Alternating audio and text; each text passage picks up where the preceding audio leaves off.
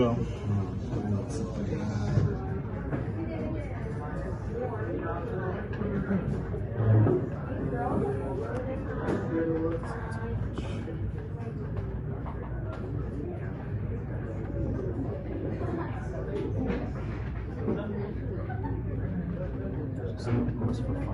Smart. Since when is Lorcana being the aggro and aggro being the control? I gotta stop in here. Yo, what's good, folks? Welcome back to my Charmander YouTube channel. Today we're gonna be talking about Disney Lorcana. Yeah, we do collect a lot of Pokemon, but we really enjoy playing Disney Lorcana. We were able to take down first in a set champs for Reign of Jafar, set 8. And we were able to take down the playmat. Here's the champion playmat. It kind of sucks that they don't have a second place playmat, but yeah, happy to take home this one. The one for Fabled looks really nice. We still haven't even opened up this one. We'll probably open this one in this video. This is from Arcasia's Island. So we'll open up this one on the video, but we're gonna look through my deck profile here. We have 63 cards, 18 uninkable, so kind of high on uninkables. Usually I don't want to go over 25% of the deck, but we'll go over the deck. We'll go over some of the cards that didn't make the cut. we've worked on this deck a long time, but yeah, pretty excited to show off the deck.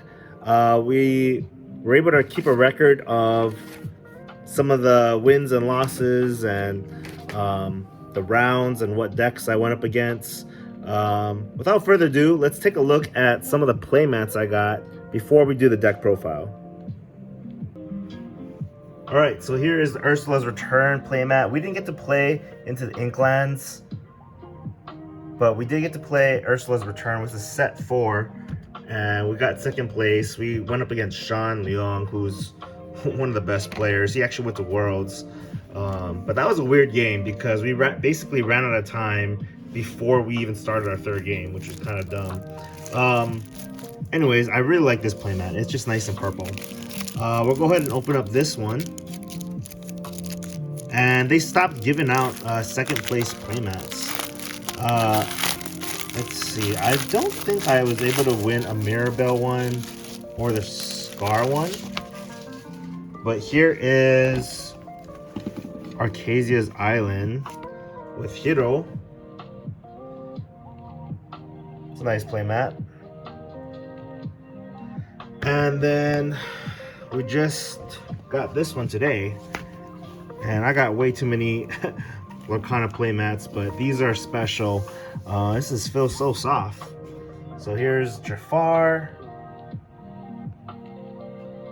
Nice playmat to go with the promo. Really, my goal was to just get into top 8 because I didn't get in the top 10 on the first set championship. I think I got 9th or 10th place. So my goal was really just to get to top 8 and get one of these promo cards, because there was another set champs that were starting like 3 hours later. So I was just gonna, like, if I was doing really bad in the first 2 rounds, just drop and go to the second one. But I was 1-1, and I just ended up staying, and I'm glad I did. Here we go. Our first round. We lost the dice roll. We went up against Blurple. He kept singing Into the Unknown and just kept putting stuff into my inkwell. So that went to game 3. And then round 2, we played against Purple Green. My friend, I don't know what Purple Green does. It's a strange deck to me, but he had Shift Ursula, and I lost that one. Even though I won the dice roll, I ended up going 1-2, and yeah, so at this point I'm a 1-1, and I thought, should I go to the other set champs? But I'm glad I stayed. Round 3, we played against Amber Ruby, or Ketchup Mustard, and we lost the dice roll. But the point of my Amber Steel deck is to just really go really fast, and sometimes you can just out aggro even some of the mid-range decks and control decks. So we weren't hitting into his bodyguard Minnie Mouse and things like that. Tough match with that one. And then we had round 4. Let's see. Oh yeah, my friend was on Ruby Steel, and that was it's a challenger deck. So very scary because you're going up against Goofy and Mushu and Calhoun. I can't remember. I think Robin Hood was in there. So things that just benefit from challenging. He had the Dwarves Mine, and it just did so much damage. I was lucky to squeeze out that win. And then, so look, we were able to win on 3 games that we lost the dice roll. So that was tough. Round 5, we won the dice roll, which was very helpful because my friend was on Amber Steel just in time. And I think we were just able to go super fast on that one. If you have daisies and stuff out, it's hard to fight that. And then the finals, we went up against Blurple, against one of the best, if not the best guy in Hawaii who plays all sorts of different decks. But Blurple it was a tough battle. He rolled a 3, and this is a high roll. He rolled a 3, and I'm like, oh, I got this. And then I rolled a 2, and so lost that dice roll. And we're just gonna go over the deck profile real quickly because I don't know, I enjoy this deck. It's somewhat simple. The lines are a little easy to see, and your mulligans are good because it's so low to the ground. So first we did 4 rhinos, and you always got to remember to give something 1 less strength, right? Sometimes I forget to do that. So 4 rhinos,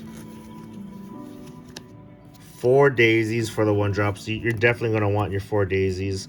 And sometimes you think like, I'm giving them card draw. Don't worry about the card draw. Sometimes you might hit some actions, right? I've done it where people have to discard their Be Prepared and things like that. But she's definitely an MVP of the deck because 1/4 stat line is it's hard to take out. Plus she kind of goes well with some of the Rapunzels, right, to heal.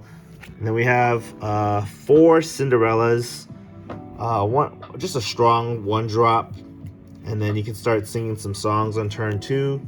So those were my 12 1-drops: Hamsters, Cindy's, and Daisies. And then let's go into the 2-drops. We have 4 Piglets. Piglet also did really good because he can quest for 3 if you have 2 additional characters or friends, right? So you don't want to be questing him for 1. You want to wait till you have an opening to quest for 3. And then we have the docks, which came in clutch sometimes if you're top decking into docks, or sometimes you'll drop down a Smee and then a dock and just get new cards in your hand. Sometimes this pairs well with Lady. I think we're playing like 21 2-drops or something like that. Prince came in pretty clutch as well. He's a 0/5 bodyguard.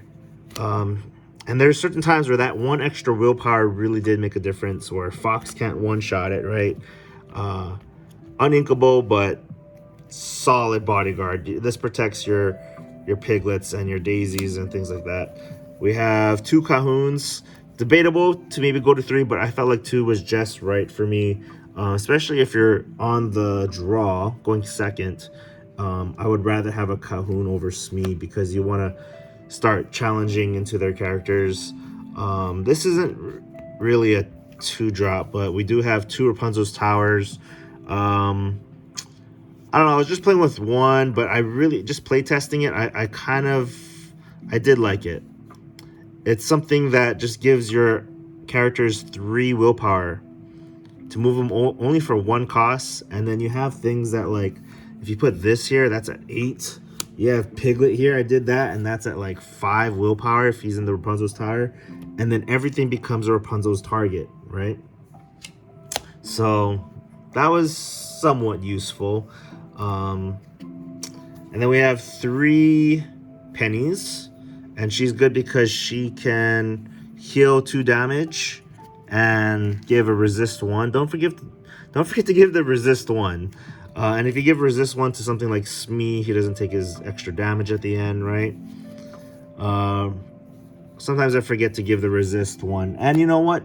Sometimes people make a mistake and you're like, oh no, there's resist 1. You gotta remember to do those things and do your math correctly. We have 4 Smees. Great card. Just statted 3/3 on turn 2. He's inkable. Quest is for 2. Amazing card. So let's see. How many 2-drops do we have? 1, 2, 3, 7, 8, 9, 10, 11, 12, 13, 14, 15, 16, 17, 18, 19, 20, 21, 22, 23. Did I count that right? Oh, my bad. This is Lady. She's a turn 3. Yeah. Let's see. 1, 2, 3, 4, 5, 6, 7, 8, 9, 10, 11, 12, 13, 14, 15, 16, 17, 18. 18 2-drops plus 2 Rapunzel's Tower. I guess that you could put it on turn 2, but generally you want to put this later on in the game where you can already start making use of it. Not really on turn 2, you can, but put it there and then just start moving things there, because then they have to think, do I want to really spend 8 attack to try and take this out? But yeah, it really makes all the characters nice and buff. And it's not like you're playing Doc on turn 2, right? So, yeah. Okay, moving on. Our turn 3s. We have 4 ladies. And this is why we play so many 2-drops, because you're playing Lady and the Prince Bodyguard. I felt like that was a really good combo. If you could get Prince to be Bodyguard for Lady or Piglet or something like that. If on turn 3 you play Lady and then Bodyguard, it's just, this is a tanky guy to get through. So that's what I would try to do. Plus your quest is for 2. Excellent card. Just, it's unfair for aggro. Just boom, and then another free card. So good. Okay, so then we have Lady and 3 Peats, which is, most people are actually on 4. Like, I look at a lot of other people's decks and most people are on 4 Peats, and I get it. Pete stops a lot of actions, B preps, and Amber Steel Song. I actually didn't play any Amber Steel Songs. I think one person B prepped me, and it can't save your board if you go super wide and you play Pete. It can stop the Be Prepared, but I went down to 3 because you'll see it if you need to see it, and you can keep it if you need to keep it. But most of the time, he was either ink or actually just a singer for me, right? And just an attacker with a 3/3 stat. So I'm good with 3. I'm okay with 4 as well. I think 4 is smart to play as well. And then we went down, we're also on 3 Lawrence. Arguably, you can go down to 4 because, I mean, you can go up to 4 because he's just a good Rapunzel target. You can't brawl him. It usually takes like 2 characters to run into him or like an action. So if you want to go 4 Pete's or 4 Lawrence, I think that's fine as well. We have 1 Donald that we barely used, but he can give instant lore if you have another character questing, right? There was one game where I was like praying to get Donald Duck to top deck to win a game, but I did not see him that often. So if you want to go up to 2, I mean, that's fine, or just play more princes. But yeah, he's pretty good. I like Donald. We have 1 Vinny, which I think only really was relevant in like one of my games where I had him out. I have one of them because he is a good card. When during an opponent's turn, whenever one of your other characters is banished, gain 1 lore. Yeah, only really relevant in one game that I had for the most part. We didn't really see these that often.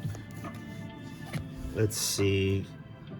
Oh yeah, we do have our 3-drop songs. I guess we'll go over real quick. Obviously, the 4 Strength and 4 Let the Storm Ray John. If you want to go down to 3 just because of the uninkable count, I mean that makes sense to me instead of 4. But we went with 4/4, and very useful, especially Strength of a Raging Fire, because you're going wide and then your Cindy or Pete or whatever can sing Strength, and sometimes it's doing 3-4 damage. So that's a no-brainer. If you wanted to play like You Have Forgotten Me, that's not a song, but You Have Forgotten Me can help discard. Bare Necessities, that's what I was thinking about. Bare Necessities and rip out like a B prep, or rip out one of their friends or something like that. You can rip out a non-character card. Some people are really big on what's that Ratigan one where it can kill like a Maui shark. I forget what it's called. There's that one, and then there's Be Our Guest, and then there's a couple songs you can. But I'm not really a singer deck. We don't have any Ursulas or Troubadour in here. We have 4 Shift Rhinos. Yeah, Rhino is just, it's not fair. This goes in Amber Steel decks only. But Shift 2, turn 2, and you can like either play Zeus or Songs. Has Resist +2. Resist +2 is what makes this guy so good. So they'll need to do at least 3 damage on the first attack. So good character. There's not a whole lot of great answers to it. Then we had 4 Rapunzels, of course. You need the 4 Rapunzels. Some people go down to 3 or 2, and I'm like, nah, you should just play 4, because even if you don't use her ability, she's still a 1/5, questing for 2.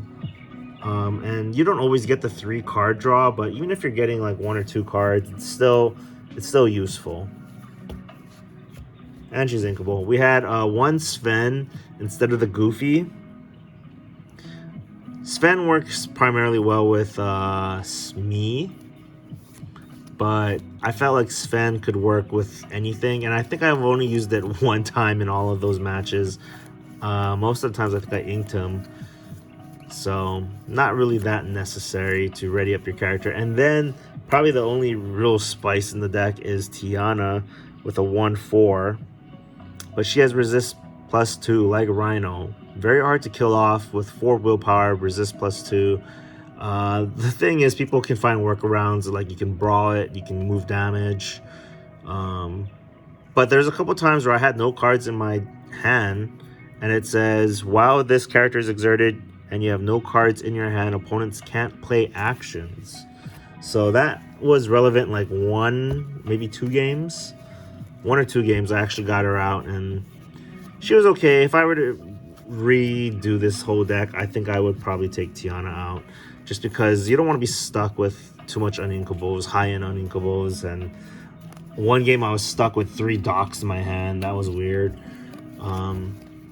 So we'll go over some of the cards that didn't make the cut. Again, I was considering doing the discard, the Daisy discard, and the You Have Forgotten Me. I actually had Beasts in there for a while. I was trying to play test with Beasts, but usually the reason why I think it's okay to have 18 uninkables is because usually you only need like 3-4 ink, sometimes 5 ink. Usually you don't need to ink every single turn, but I think around 4 to 5 ink, I think you're pretty good. So late game, I mean, if you want to drop Sad Beast for more card draw, maybe, right? Not a terrible idea. We had John Silver, which I was keeping in my deck for a little bit, but he never got to the final cut. And just the idea that your opponents can't challenge during their next turn, and he can sing some songs and stuff too, which not a bad idea. Yeah, either more daisies, some Lilos.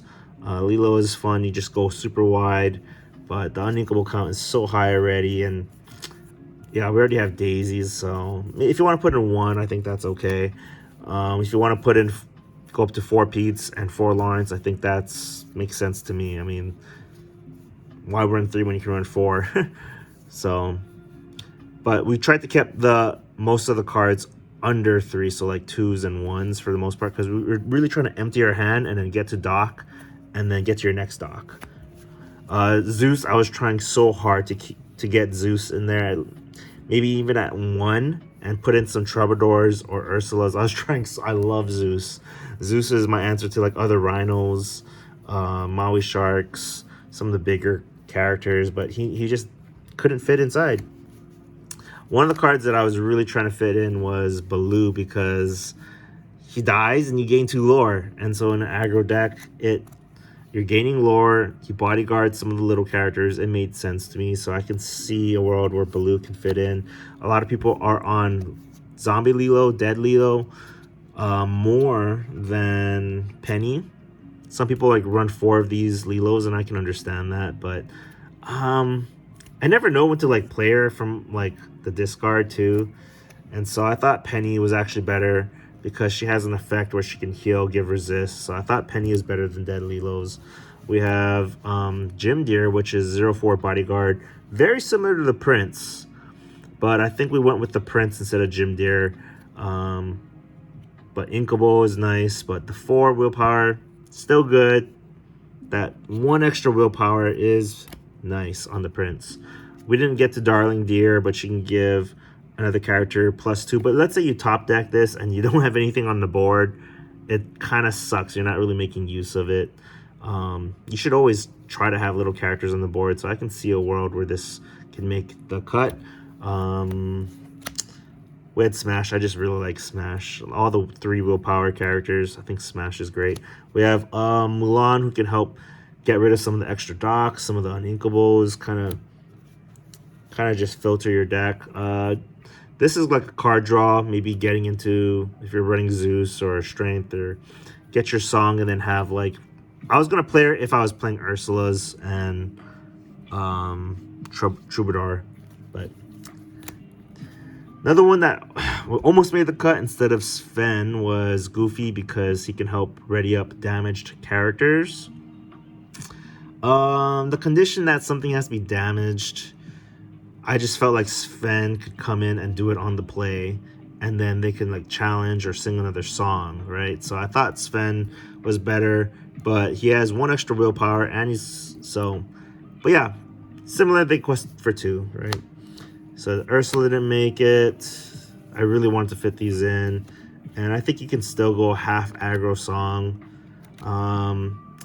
My friend was on the Just in Time, but I have another guy who runs the Dock and Gaston Plutos, which are pretty useful. This Pluto almost made the cut. Bodyguard, protect all your little characters. I think Pluto can easily make the cut.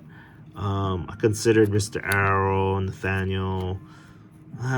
Pluto, not so much. This guy, I want him to work so badly, but he has to enter play Exerted, so it's just, sorry, Boat.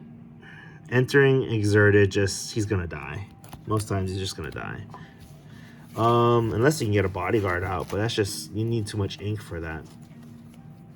Anyways, that is the video for Reign of Jafar set champs. I'm kind of sad because I'm going to be missing a couple more set champs, like 2 more because of work, and I do Pokemon card vending, and then in October comes Fabled set champs, and I'm going to be having to miss at least 2 weekends, maybe 3 weekends for traveling and vending, and so I'm gonna have to miss some set champs. So, but this was a tough battle because I won like I lost 4 to the 6 dice roll. So going second and trying to like deal with your opponent's board a little bit and take out their things with like some of the songs, and then quest and try to like go wide, and then they're taking things out. I mean, it was a tough battle, and there were some close matches for sure. And everyone in the Hawaii Disney Lorcana community is very good. There's no easy matches. Everyone is very challenging to go up against, and especially the finals, man. Blurple, my buddy he just kills it with Blurple. He just I think our game too, man, it was just so back and forth. Kind of gave me some anxiety and stress over every single turn. And like, do I quest it? Do I attack? I mean, do I ink this? How do I, what are my options? So, man, it was a little bit of good fortune and luck and some skill, but it takes some luck to win any sort of card game, right? Anyways, I think I'm rambling. That is it for now. Thank you guys for watching. Make sure to check out my other Disney Lorcana and Pokemon videos on YouTube. And I'll catch you guys next time.